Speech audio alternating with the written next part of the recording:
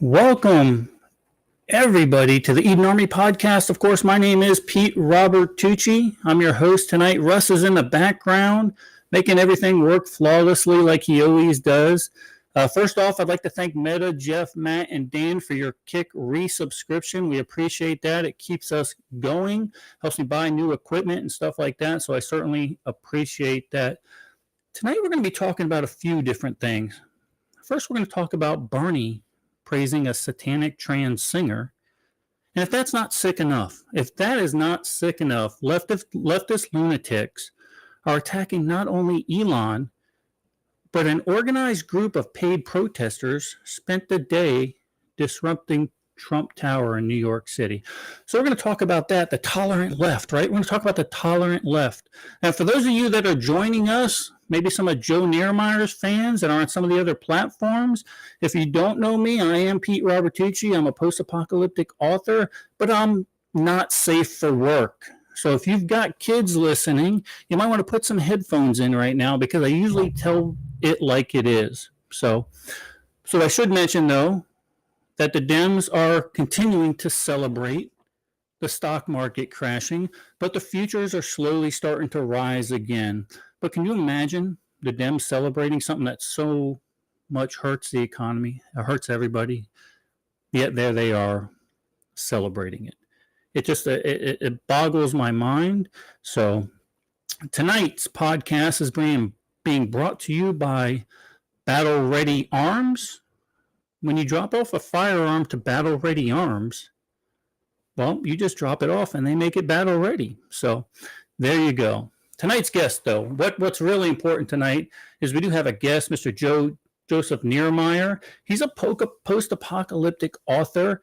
He came up a lot like I did in this genre. A really interesting guy, a guy I had the opportunity to meet up at the North 40 Writing Shack. He came up and actually gave you guys some free books and even some Audible credits, if I'm not mistaken. So remember, scan these QR codes, guys. Somebody just scanned the Battle Ready QR code. Perfect. Like, subscribe, all this stuff. Scan that code, and you can keep in contact with me and get told every time we go on the air or something comes out. But tonight's show is going to be good. I love having this guy. He's a down-to-earth, salt-of-the-earth kind of guy. He's one of us. He's one of our people. He's into preparedness, right? He doesn't just talk the talk. He walks the walk in the post-apocalyptic genre, which I really love. But we're going to bring him in right after this to get us fired up.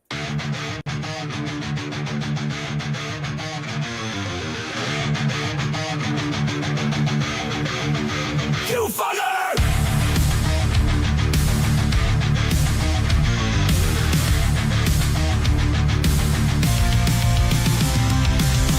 You laughed, you mocked, you shut us down. Call us names, tried to run us out. You pushed too hard, took too much. Now you're the ones who've lost their touch. You rigged the game, you changed the rules. Gaslit the world, played us for fools. But tides have turned, the storm is near. Cry all you want, we're still here. Faithful, fuck around and find out.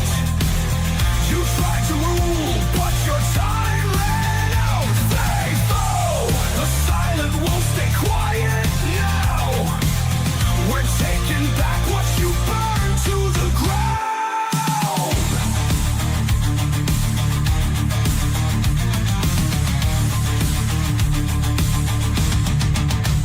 Censorship, lockdowns, all your control. Built your throne on a house of gold. Now you panic, now you cry. Tears don't work, truth don't lie. The games are done, the mask fell off. No more lies, we've had enough. You played with fire, now taste the flame. This time we're naming names.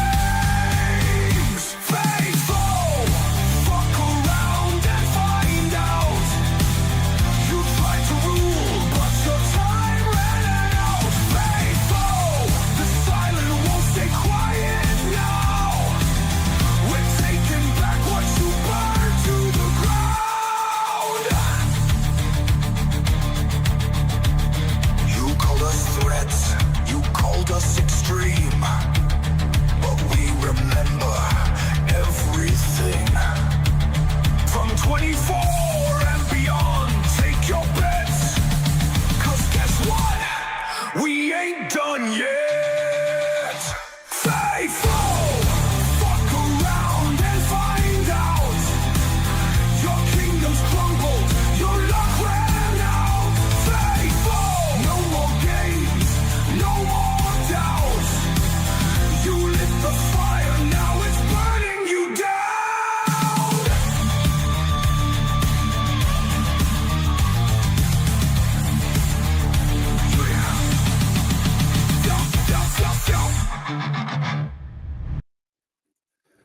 Look, guys, if that doesn't get you fired up, I don't know what does, right? And we're going to look, I like the video, so you're going to have to live through 3 minutes of me getting fired up and amped up and put up with it because I love that stuff. Guys, I should also mention that for the first time, we are on X streaming live.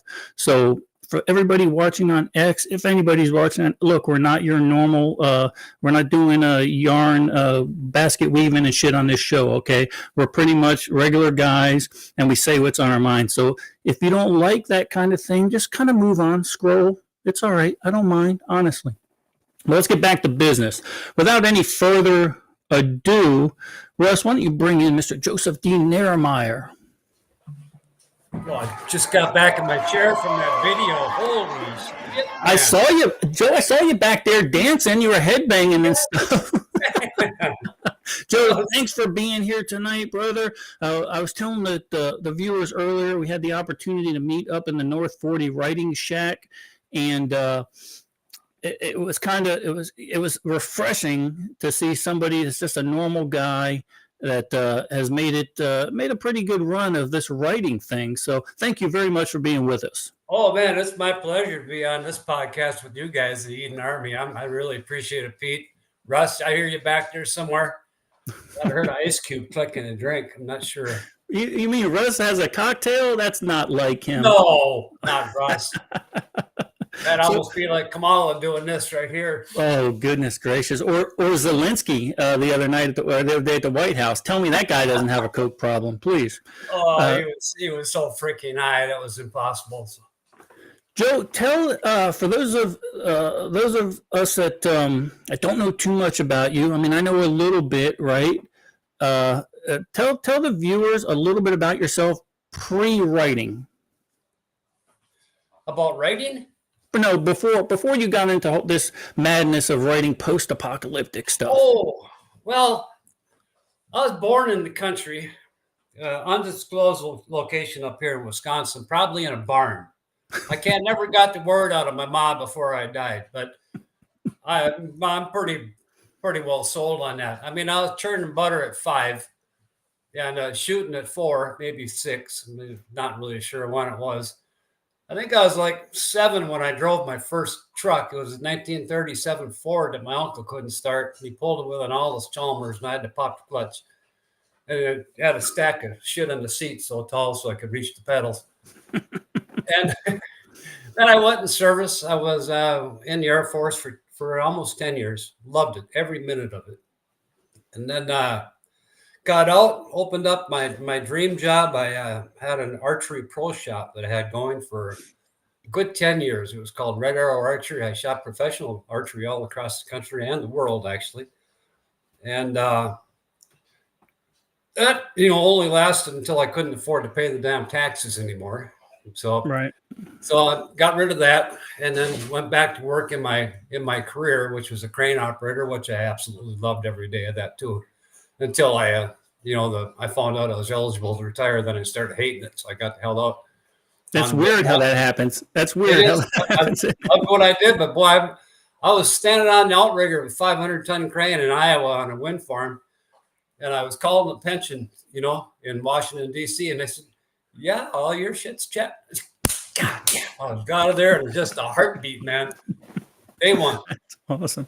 So I wanted to write a story, Pete. You wanted to write. So after that, yeah. So let's get into that. Let's get into what prompted you to write a story. Now, first of all, were you a fan of the post-apocalyptic genre before you wrote this story? Yes, I was. My dear mother, who raised me and shit like that, but I don't remember when it was. 98, maybe. She gave me that book 1 second after. Sure. By William Forstchen. And I read that, and we were always a prepper. We're born in the country. We canned shit and hunted and fished. But I read that, and it's holy mackerel, man. I mean, it's not only fascinating, but it's real. I mean, it can happen. Right.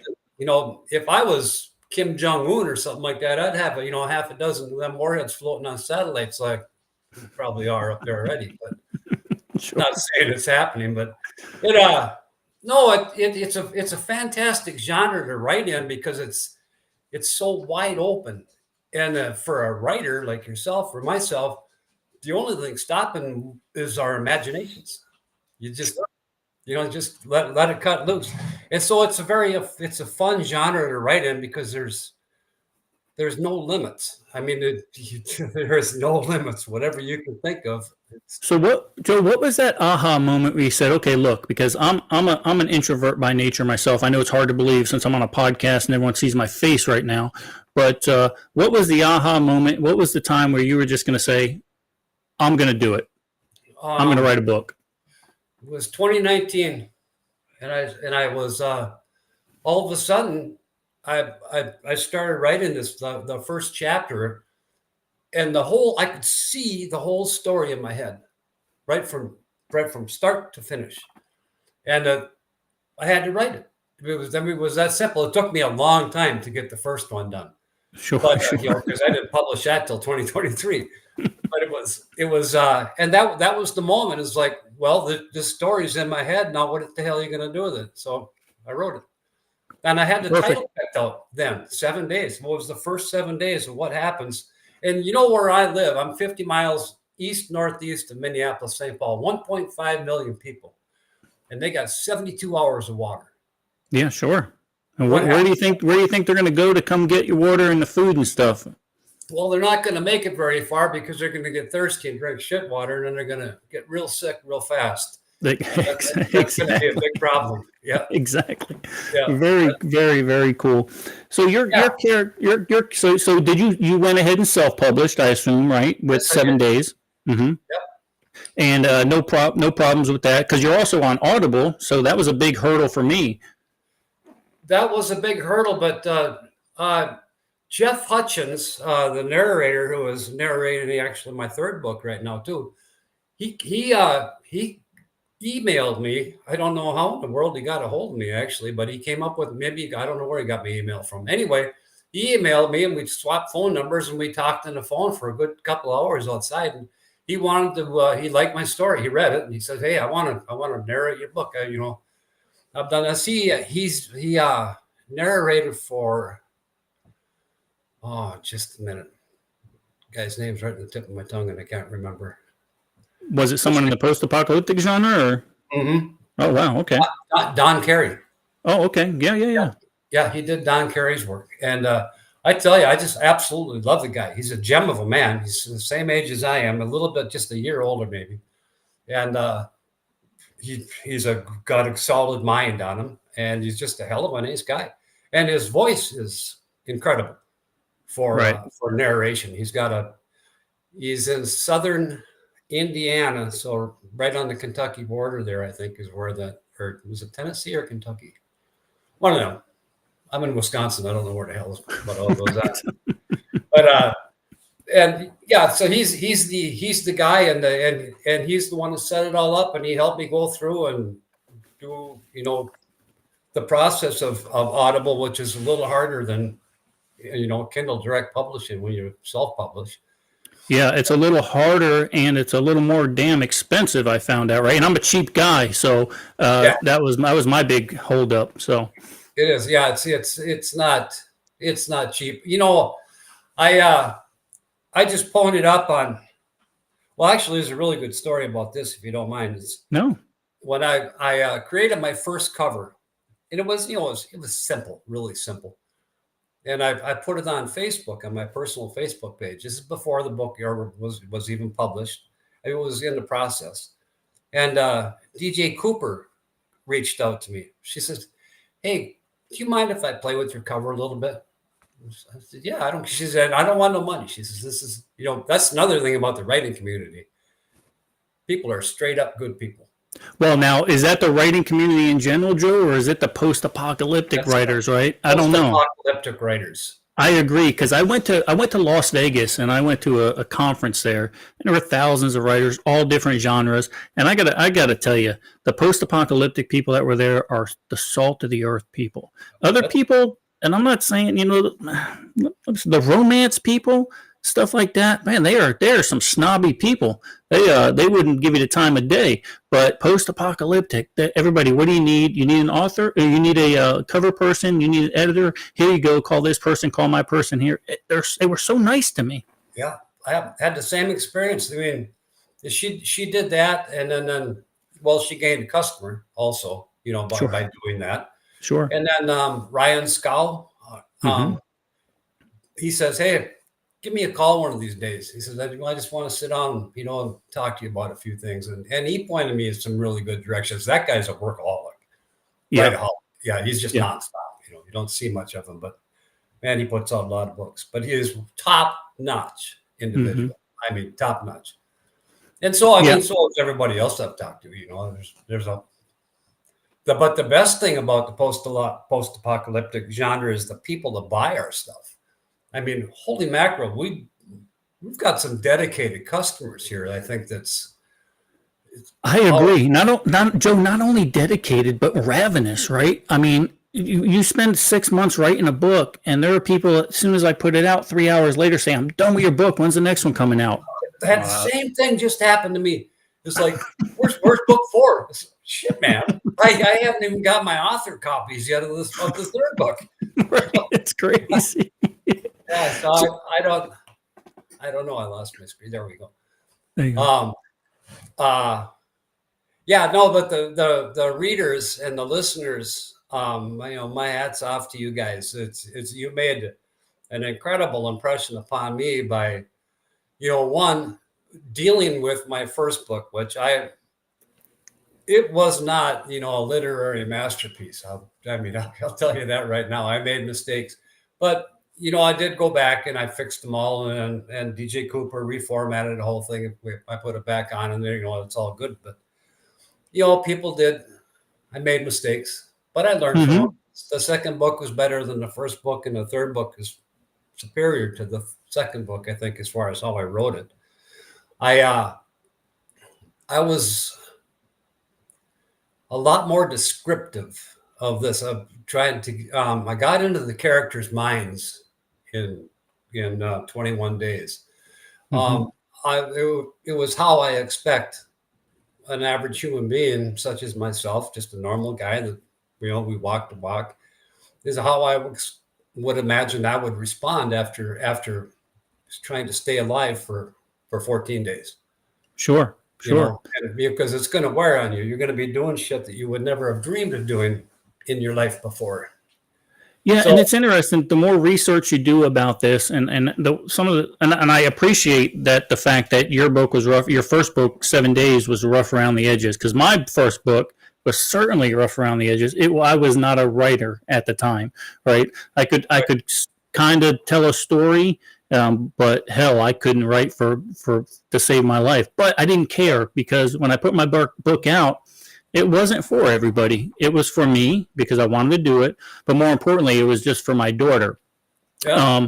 So ultimately, I didn't care. Now, there had been times where it's a little embarrassing, and I go, look, I want to go back. I asked my editor, my new publisher, I said, look, I want to go back and I want to redo 3 Days to Eden. And she goes, nope, don't do it yet. She goes, you're on a roll. Keep writing.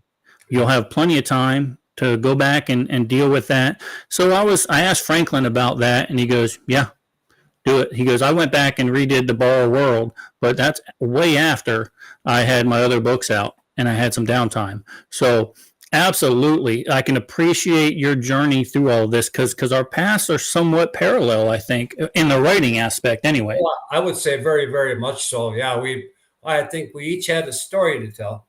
And, the fact that I think that my first book has 1,600 and some odd reviews, and it's holding 4.5 star rating yet on right. Despite my errors. Yeah, and that's So, because you weave a good story, right? People like a good story, and there are some people that are going to nitpick that you might have used the wrong word here. Your sentence structure wasn't great. oh yeah, I don't care about that. But much like yourself, books coming out later are progressively getting better and better and better, right? Because now you're taking it more as a craft, not just as sitting around the campfire telling a story. absolutely. And you don't want to know how I came up with that goal was reading Angry Americans books. I Absolutely. read So all you, of his first yeah, book, so rough we're around gonna the edges. yeah, The rest, exactly. yeah, Exactly. yeah. But he told his going home, he told such a great story It was that you couldn't help but be captivated by it. And you no, let all the, first of all, I'm no English expert anyway, so I probably missed half of the errors in his book anyway. So, I did. but if you can tell a good story, I think that's going to draw in the readers. But what I like to do now that I've decided to do this as a career, I want to slowly give a better product every time, right? Mhm. So, Yeah, yeah. uh, I worked very hard on my last book. There are some paragraphs that was 4 or 5 hours. right. Yeah. Um, no, there's your question for me. You want me to answer that on the No, air? just let it ride. Okay. We'll hit it later. Okay. Yeah. No, he was a big, I don't know, a success story to me. Yep. So let me jump ahead then, since we're going there right now. So I guess other than Angry American, were there any other authors that you grew inspiration from? And I'll give an example. I lean very much like yourself on Angry American, not only for his writing but also his advice, as well as Boyd Craven, his Opus series, because I like the way he incorporated the dog in his series, and my story had a dog in it. And not only that, but also Franklin Horton for his relationship between in the Locker 9 series between the father and the daughter. So I leaned on all those guys very heavily for advice and mostly listen to their stuff and how they conveyed that message. Are there any authors other than Angry American that you leaned on for inspiration? Actually, advice, not so much inspiration, advice, because I was so busy reading Angry Americans books, more than once, or listening to them actually Sure. after Duke Fontaine got done with his work on them. But I got some just absolutely fantastic advice from Lisa Akers. You know her? Yep. The Yep. DD12 girl. Yep. Yep. Yep. She gave me some of the most fantastic advice ever, and one is it especially had to do with the first book. A first book of a series, especially an EMP book, is to make the event happen quick, and then show how the characters deal with the aftermath. And that was great advice because I actually rewrote that book, the beginning of that, to incorporate that idea, and it helped get readers to get on board and stay on board. After that. Absolutely. Yeah, Yeah. yeah. And then she encouraged me to try to write in the third person. And I think I kind of did some morphology of that. Because I don't really write in the third person, but I don't write in the first person. You guys, you do good at that. I do not do good at that. Thank you. That's very hard to do, but you did. And and I did not. So anyway, I admit that's my shortcomings. But Yeah, I don't think I could do the third person. I think I feel the same way about the third person as you do about the first person. Yeah. it's hard. I mean, everyone, but once I got it figured out, then I mean, you get to a point where I could write a page about how to open a door. Because you can do so much show instead of tell, with that kind of writing, well, JT walked along the wall to the south door, the ancient one from 150 years old, rubbed the dust off of his hand from the wall and looked up and saw a picture of his mom, took another step, that's just to get to the damn door. But you got to have a balance, of course, in all that, but otherwise it becomes extremely boring. But I did a lot more of that I did it in all three books, but this one here I think a little bit more consistent, I think, in it. And Yeah. I was proud. I was kind of really happy how this book turned out. The people, the reviews that have came in right now are just, I mean, they're blowing my mind. I just absolutely love them. The people are enjoying the book immensely, and I'm happy about that. I mean, there's only 3 of them. No, I'm just Joe, how humbling is that though? I know for me, when I put my first book out, and then I was starting to see some reviews and people that wanted to meet me at expos or something like that. What kind of experience? How did you feel about that inside? grateful. Right. Just It was, grateful. yeah, Humbled and grateful. I mean, it's like, well, damn. I wrote my first book, and I think I might have told you this once before, is that I never expected anybody to read it. mm-hmm. It was like, and all of a sudden I was like, wow, people are actually not only reading it, but they're liking the damn thing. Right. Exactly. It's like, well, good. So yeah, so Yes. that's Somebody came up to me at one of my first expos, and they were like, "Oh, we just drove 3.5 hours." I go, "Well, that's cool. You're gonna, there's a lot of cool people here." And they go, "No, we drove 3.5 hours to come see you." And I go, "Why? What the hell's wrong with you?" I did the same thing.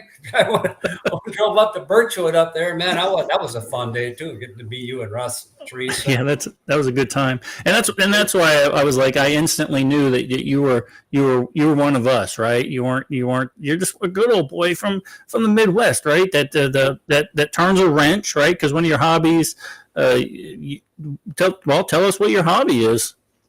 Cars, writing.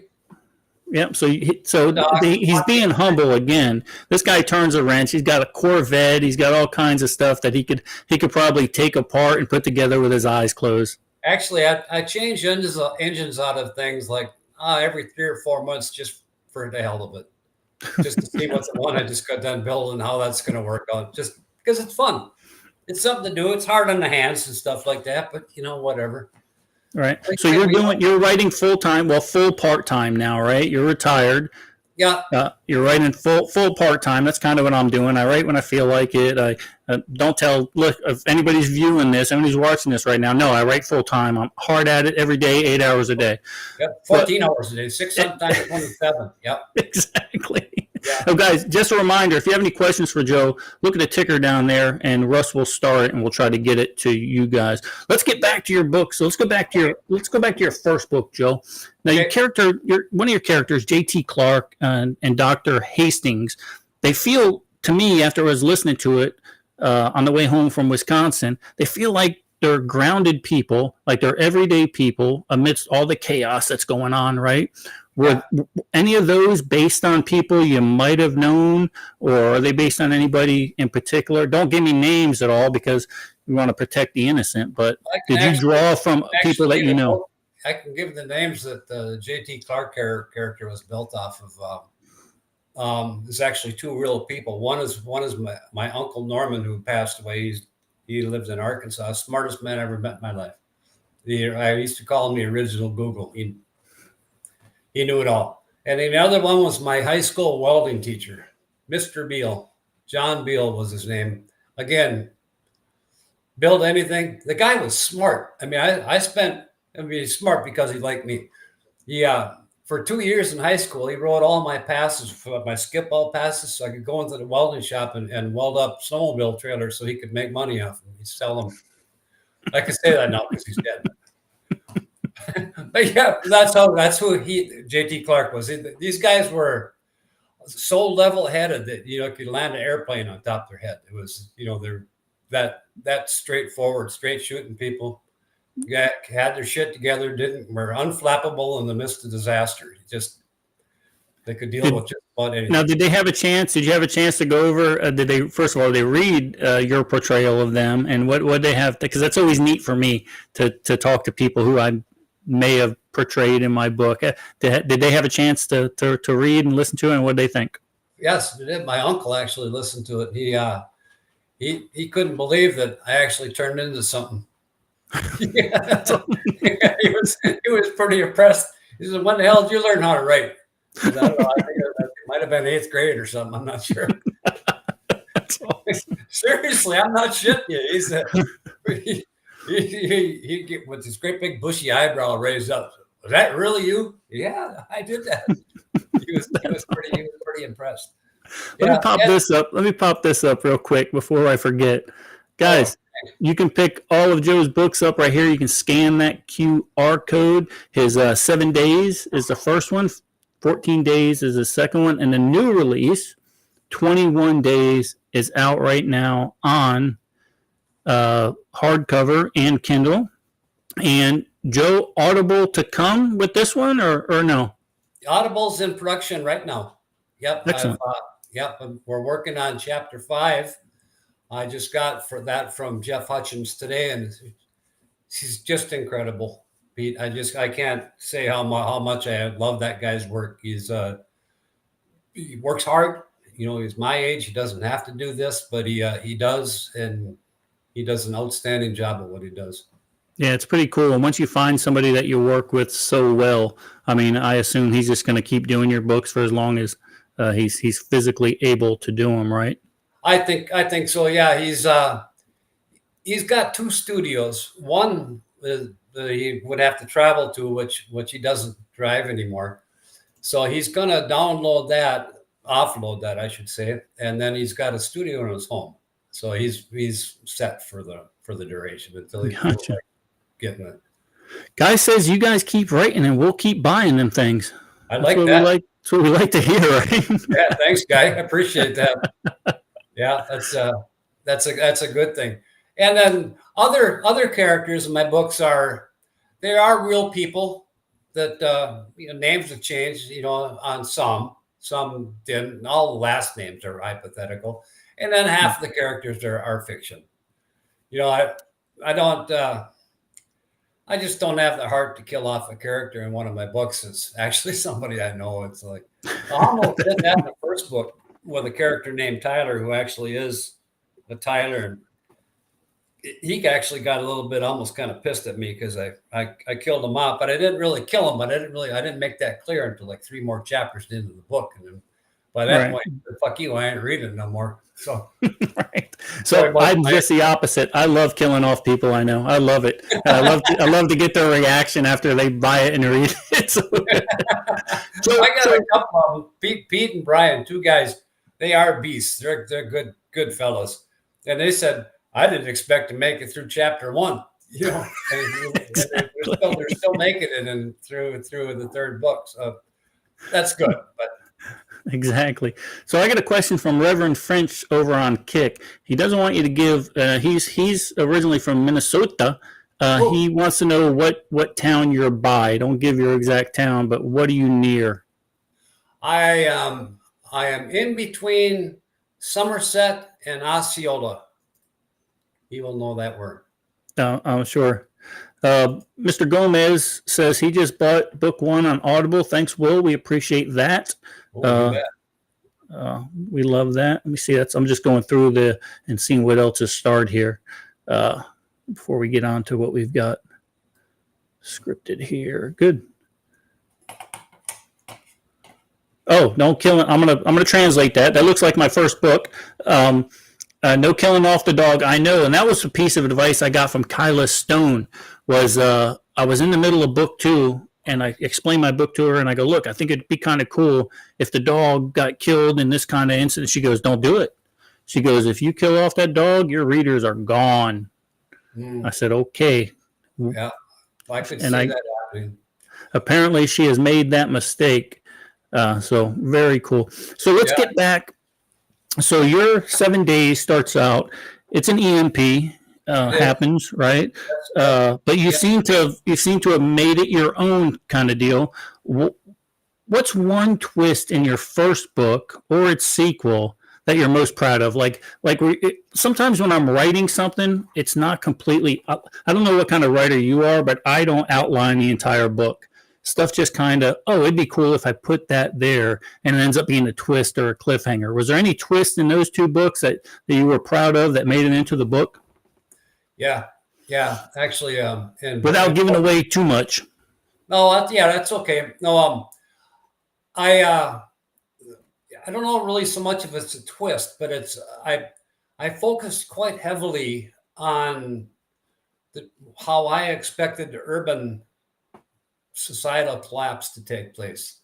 And that melded in to where urban and rural collide pretty good. And that was, I think, the best part of both books is how the J.T. Clark's group at the ranch dealt with tens of thousands of people leaving the Minneapolis-St. Paul area. And they came across local landmark like the High Bridge I used to talk about in the first book was a very important landmark. But as far as, I didn't really have a lot of twists or plot twists. Not much of a cliffhanger kind of a guy. But I'm like you. I didn't lay anything out. I had no outline or anything like that. That 7 days, that was in my head. The whole thing. Wow. 14 days was logical, and that came just as easy. That was where the main character ended up getting shot on the first day of the book. That was something I did different on the 14 days. I did that had 7 chapters, one chapter for each day, and that worked out. But the main character got critically hurt, and then everyone else had to step up a few notches to cover the gap. Sure, absolutely. I don't know. I didn't really have any twists really to speak of in those books. They were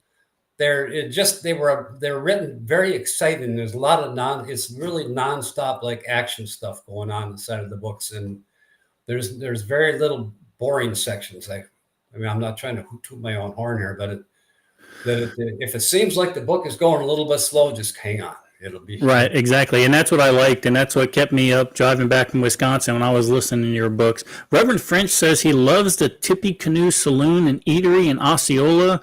And he had a farm in Asante County. So I think he knows the area a little bit. Yeah, he does. Tippy Canoes is still going. Still a nice little bar, roadhouse bar in Osceola. Very good. Nick Meacher says you're queued up in his next Audible drive tomorrow, so he took care of that. He'll be listening to you tomorrow on his drive to work. So very cool. We certainly appreciate that, guys. Oh, you betcha.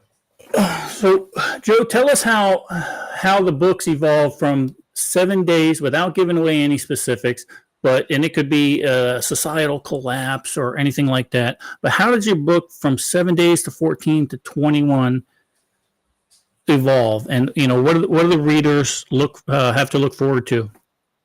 Okay, well, in 7 days, it dealt with basically the exodus from the cities, from the metro areas, and I'm talking about my local area, and I'm sure it would coincide with every other metropolitan area and the outlying districts, beyond it. So the first 7 days, that was how the group reacted to the people coming, and alongside of how we reacted to not having electricity. 1 second. Honey, would you turn on the light over the wood stove? Oh, sure. Thanks. It got pretty dark in here all of a sudden. I love it. It gave you an ominous look. I liked it. I was digging it. I am ominous. I was just waiting for her to come in here with a freaking mask on or something. Scare the shit out of me on television. Wouldn't surprise me. That's awesome. So 7 days starts the mass exodus out of the big cities, and then what goes on in 14? And 14 days is what I called the reckoning. That was a subtitle.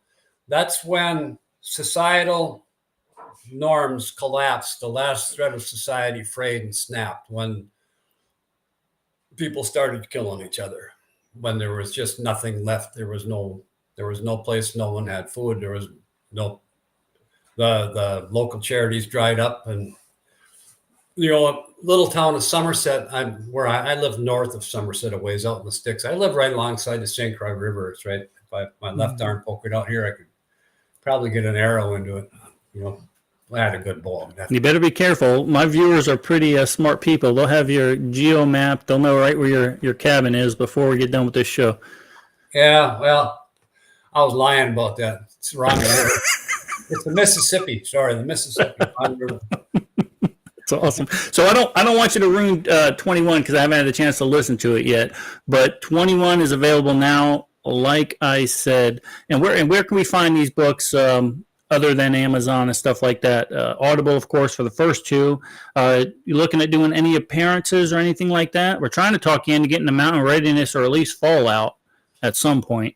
Yeah, I'm gonna kick that that one that you guys were talking about earlier in Kentucky. I'm gonna kick that around in my head, but I've done some appearances around here locally. My books are available in the library system here. That's cool. And otherwise Amazon. That's really it. I'm signed up with Kindle Unlimited, so all of my Kindle books are free to unlimited subscribers. So that's kind of a handy thing, and it makes it nice. I don't spend a lot of money on advertising, Pete. I just if people want to read my books, I think they're going to read it, and if you can put quite a bit of cash into Amazon or Facebook posts for to sponsor them, but I've never really seen any appreciable gains from either of those. I agree 100% with that. So Guy says he let me see, that's an old one. Guy says he got it on Audible too. And then Chrissy says that some of Pete's fans, some fans just show up at my house randomly. So I have to throw a party for him once a year. Yeah. I have no problem with that. I think that's a good idea. I mean, as long as they know that you follow the directions on my sign out there that says, if you can read this, you're in range. That's no shit. Exactly. I know shooting is a perishable skill like eyesight, but let me tell you, through my optic, I can still see really good. So, yeah, optics are a magnificent thing, aren't they? Are for us eyeglass wearers. You dang right they are. Yeah.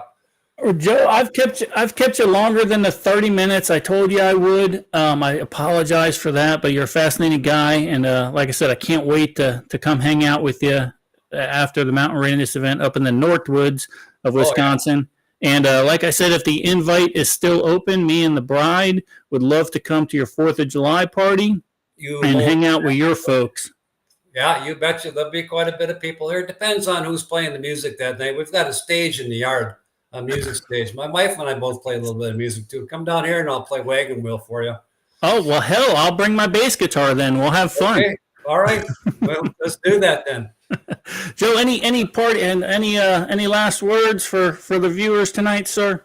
No, nothing but thank you. You guys have my absolute gratitude for reading my books and reading Pete's books and giving authors like us an opportunity to get our stories out there. That's all we wanted to do, is tell our story. Absolutely. And you guys made that possible. So and it's true, and it's so humbling for us guys. I can't even express how humbling it is.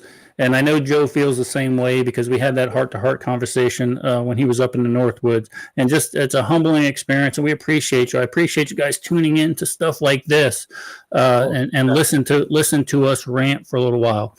Well, Joe, thanks for being here. We love you, brother. Look forward to seeing you. You bet. Thanks a lot, man. Thanks for having me on. All right. Take it easy, my friend. Yeah. See ya. All right, guys. There's Joe Nirmaier. He's like I said, he's a salt of the earth type of guy, right? Really love him. Give him a little love on Facebook. If you get his books, go ahead and give him a review. Those things help more than the advertising and stuff like that. But look, guys, we are going to be right back after this message. And we're going to talk about news, and we're going to bring Russ in. So we'll be right back after this.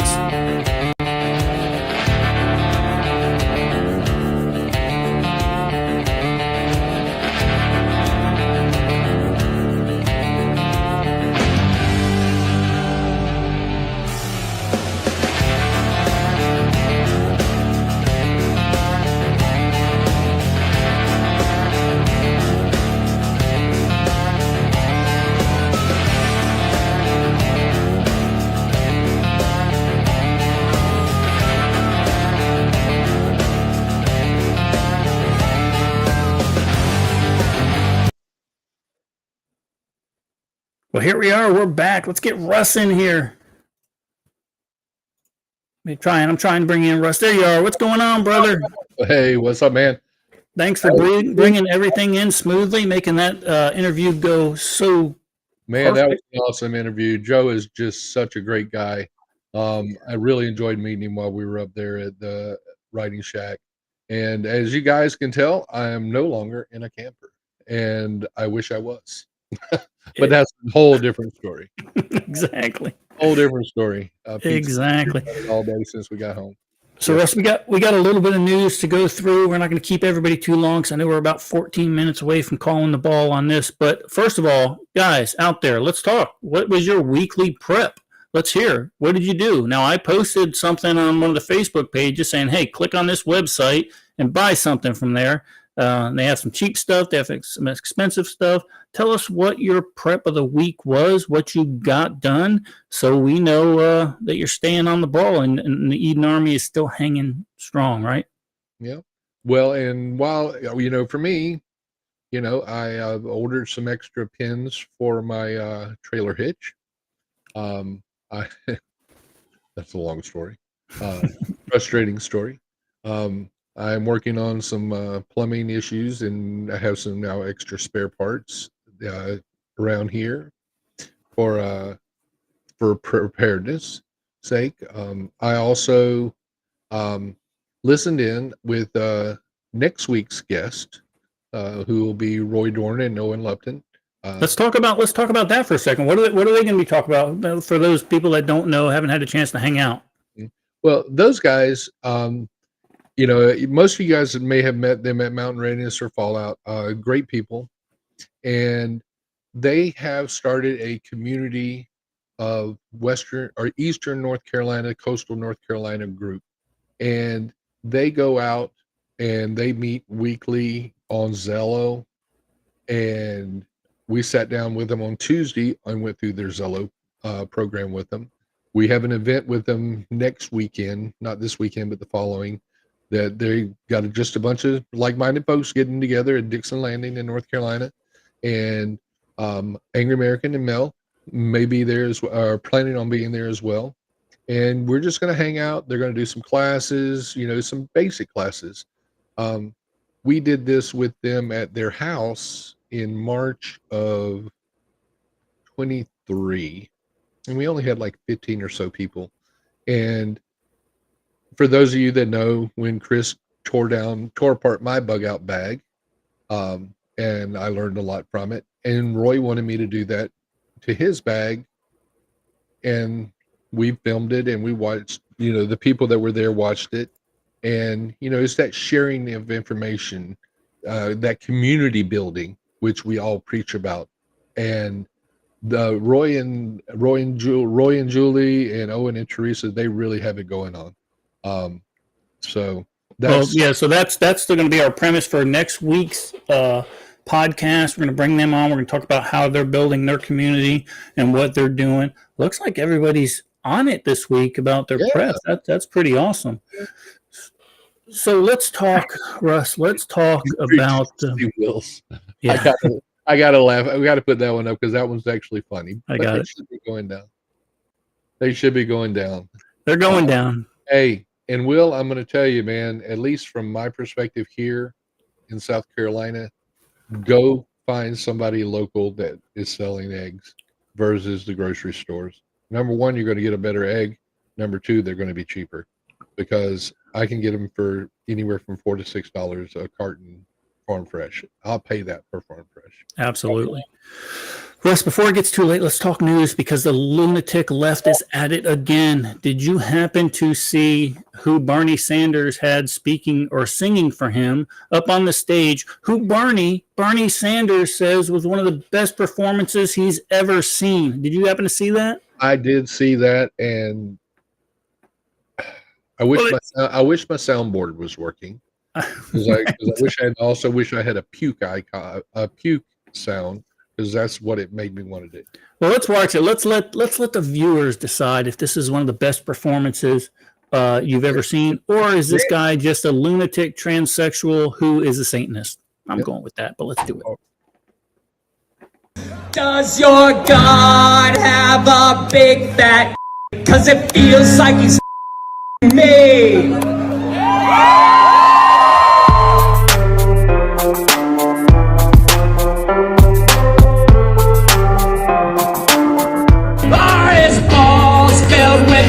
women defect and the like heaven's keys.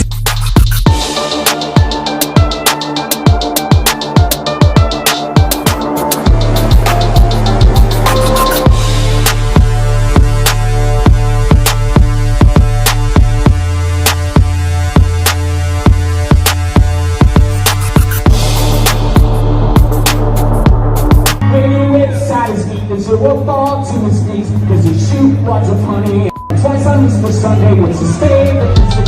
We're gonna fight back, and we are going to win.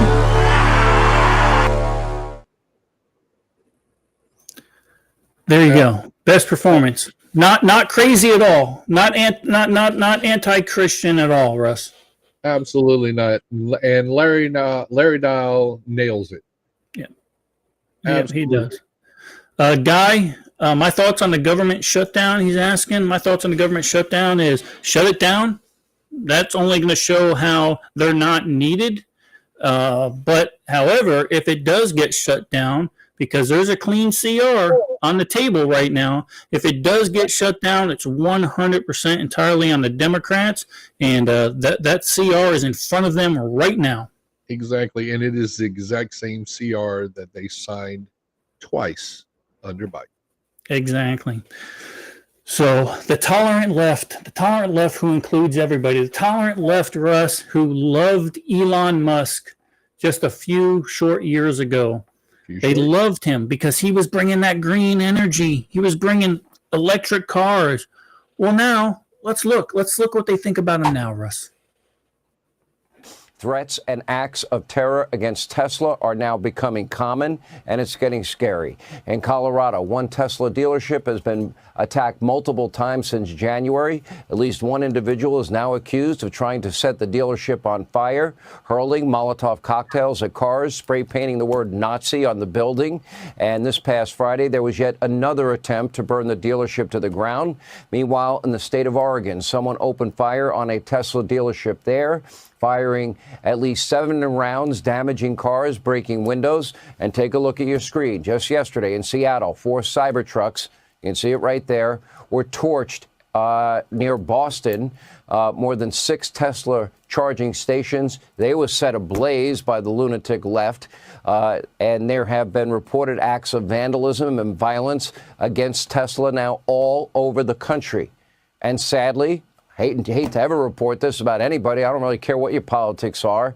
Now Elon Musk himself is facing constant real death threats, including one woman on TikTok openly calling for his assassination while bragging she's not paid taxes in 7 years. Yep. And we covered that one last week? Yeah, and they're going to pay her a little visit, aren't they? They already did. Already did. And the charging stations were right here in South Carolina, down in Charleston. And their lunatic mayor, Nancy Mace went off on her last week or this past week in regards to, they'll have an illegal arrested for something horrible. And she just lets them back on their damn, on the streets. It's ridiculous. But you were talking about the loony left, and I mean, nothing. We talked about this in January. We talked about this through November, December, and into January, that we were surprised that stuff wasn't as getting kinetic as we suspected, and they were kind of laying low. But it's starting. Okay, it is starting, and the rhetoric from the left is, again, just like they did in 2020. The rhetoric is, what, we're not allowed to protest now? These aren't peaceful protesters? No, you're burning shit down, and you're firing bullets into buildings. It's not peaceful anymore. Guys, if you're watching this show, you carry everywhere you go. Everywhere you go, you carry. Learn to use your firearm. And this was great, and they talked about this one on the news just today. They go, they villainized Trump for being a felon, but they lift up George Floyd, who was a felon also. They have statues of him, right? It's effing crazy. You can't even. It's just nuts. Go ahead. you know, and going back to the dealership in Colorado, there was a lady posted on X, her daughter, 18-year-old African American, a female, was filmed by the camera on the Tesla, spray painting and defacing the property. It's pretty cut and dry. I mean, even for me. And she's like, well, you know, she was coerced by her friends. She's 18 years old. She's an adult. Guess what? FAFO. Yeah. And it's not just the 1 and 2 radical leftists. They're organized now. They're being paid and funded by George Soros, by Act Blue and stuff like that. They're being organized. They're paid protesters, just like what happened, Russ, today in New York City in the Trump Towers.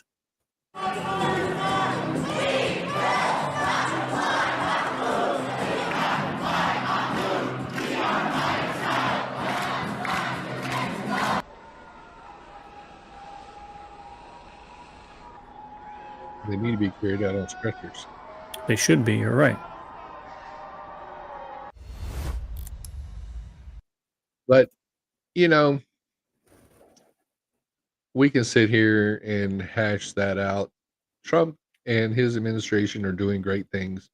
And you got to love the sound bites that we get from Trump. You definitely do. We've got, actually, Russ, I've actually made an even extra out of that. But first, let's watch this new promo for Troy's Gate. What do you say? Hey, what's going on? Tony Stark's fucking happening. Suicide. Nobody alive. What the fuck do it? Don't make fun of easy. Easy, don't.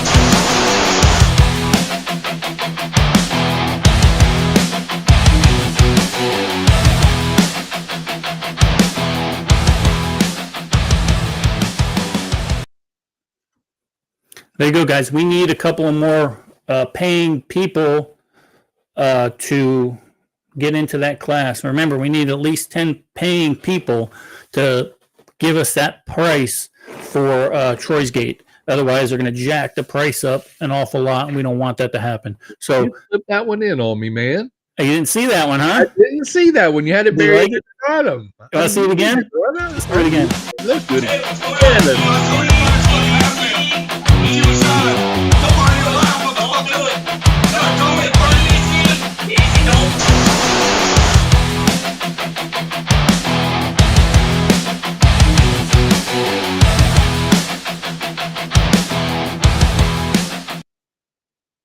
There you go. 5th and 6th. Little cameo there from Zach. And guys, we haven't finalized it, and we haven't even reached out yet. I don't believe, have we, Pete? No, But, not yet. We're going to try and get Zach on here one night just to liven things up one day. Absolutely. That's what we're going to try to do. We'll see if Randy allows that, and we'll try to get Zach on here and let him know what he's going to do to you folks over there after Mountain Readiness at Troy's Gate. But you had mentioned that FAFO and Trump doesn't really give a shit anymore. This is a little bit of an old video, but it's one that It is classic. gives the persona of exactly what we voted for. Right here. And yet you have people like John Kerry worrying about the climate. The climate. Oh, I heard that the other day. Here we are, guys, threatening us. He's worried about the ocean will rise 1/100% over the next 300 fucking years.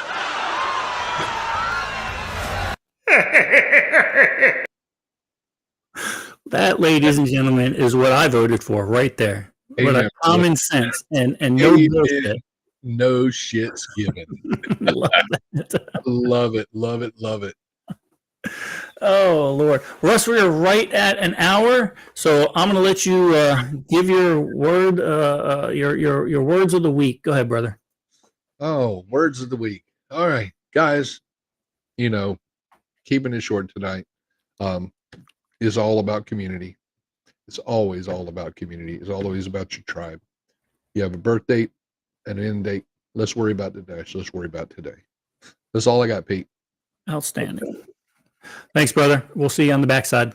Yep. All right, guys. Just like Russ says, get out there, do you. Okay, look out for your community. That's why we're going to bring in our guest next week to tell you how they're building their community. We can all do it, whether it's through Zillow or anything else. But remember, guys, be safe. If you can't be safe, be dangerous. Thanks for watching the Eden Army podcast. Don't forget to hit that like and subscribe button. And remember, be safe. If you can't be safe, be dangerous.